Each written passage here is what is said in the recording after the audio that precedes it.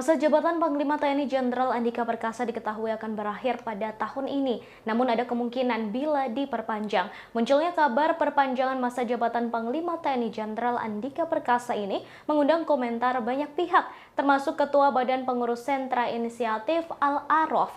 Menurutnya, usul perpanjangan masa jabatan ini dinilai buruk untuk regenerasi. Pihaknya meminta agar kalangan politisi, terutama Komisi 1 DPR, harus memahami pentingnya proses regenerasi di tubuh TNI. Proses regenerasi dan reorganisasi ini akan berdampak pada profesionalisme TNI. Sehingga pergantian Panglima TNI Jenderal Andika Perkasa perlu segera dilakukan oleh Presiden Jokowi dan DPR. Sementara itu, Wakil Ketua Komisi 1 DPR Abdul Karis Al-Mashhari mengatakan perpanjangan bisa dilakukan asal disetujui oleh Presiden. Menurutnya, perpanjangan masa jabatan Panglima TNI bukanlah hal baru. Setidaknya sudah ada 2 kali yang mengalami hal serupa.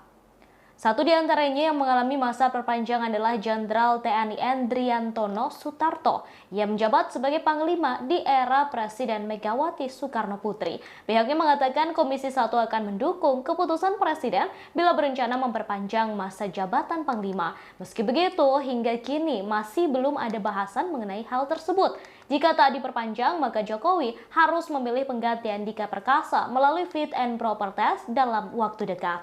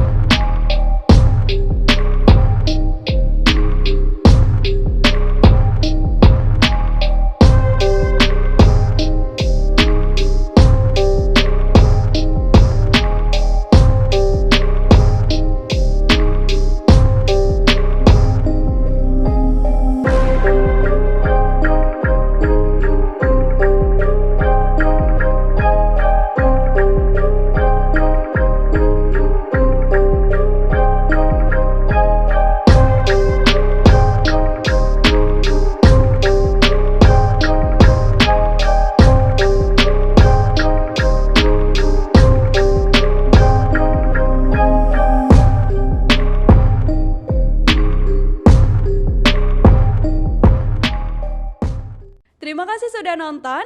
Jangan lupa like, subscribe, dan share ya.